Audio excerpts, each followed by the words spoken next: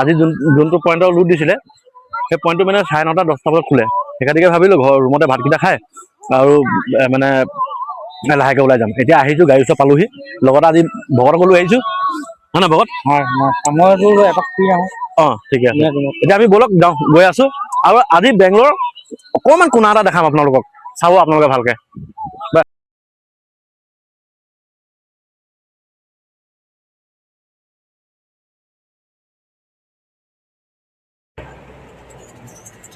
বন্ধুসকল, আমি থকা জেগাৰ পৰা যোনটো মেইন ৰোডত পালোহি।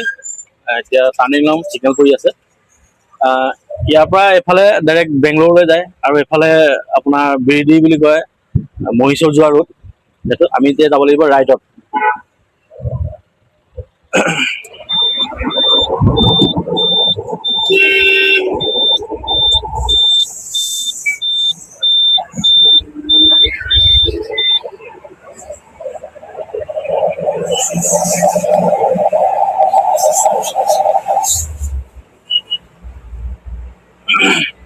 ইয়াৰ পৰা মানে 15 কিলোমিটাৰমান বেংগলোৰ এইটো চিটিটো ষ্টাৰ্ট হয়। 15 কিলোমিটাৰমান যাব লাগিব, তাৰপিছতে বেংগলোৰ চিটি ষ্টাৰ্টটো হয়। এতিয়া আমি যাব লাগিব কমচে কম 35 কিলোমিটাৰ। ইমানটোত আমি যাম মানে।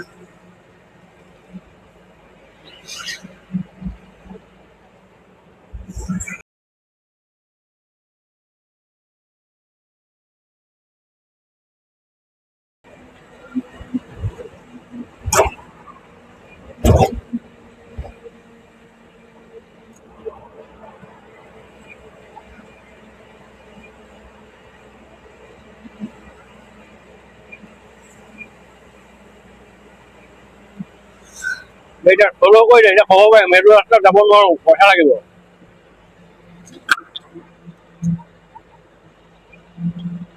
ফ'ল' কৰিলি বন্ধুসকল, এইটো হৈ গ'ল ছাৰ্ভিচ ৰাস্তা, এইটো হৈ গ'ল নাইচ ৰোড। এফালেদিও যাব পাৰোঁ মানে, এফালেদি গ'লে কি হয়, টোলগেট আছে, টোলগেটত পইচা কাটে। আৰু এইটো ৰাস্তা বেছি দূৰ নাই, এইফালে চেমিয়া সমানতে পাওঁগৈ মানে, সেইকাৰণে এইফালেদি আহোঁ আমি সদায়। এইটো ৰাস্তা হৈ গ'ল মানে গ'লে পইচা লাগে, এইটোত নালাগে যেনিবা। এইটোত অলপ স্পীড ব্ৰেকাৰ পায়, চিগনেল আছে, এনেকুৱাবিলাক হয় মানে। সেইকাৰণে সেইফালে পইচা লগা সেইকাৰণে নাযাওঁ, কিন্তু এফালেদিয়ে যাওঁ। ব'লক আগুৱাই যাওঁ, আগত চাওক ধুনীয়াকৈ।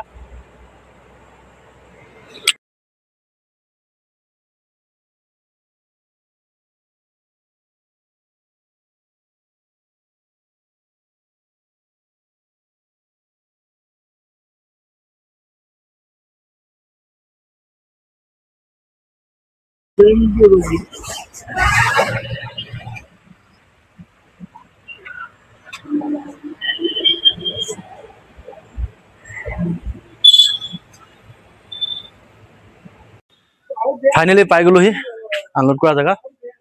এখন খালী কৰি আছে, সেয়া হোৱাই নাই মানে।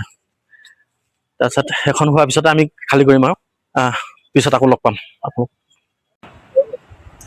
বন্ধুসকল, ফাইনেলি গাড়ী খালী কৰি আহি আধা ৰাস্তা পালোহি। দেখাবলৈ নহ'ল বাৰু খালী কৰাটো, বেলেগ দিনা দেখাম। এতিয়া ভাবিছোঁ মাংস অকণমান লৈ লওঁ ৰাতিৰ কাৰণে। তাৰপিছত এতিয়া মাংস অকণমান ল'বলৈ যাওঁ মানে।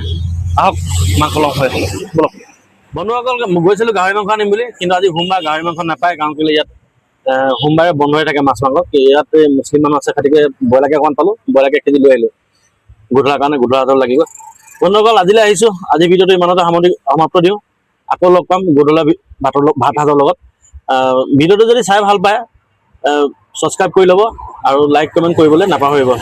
জয় আই অসম।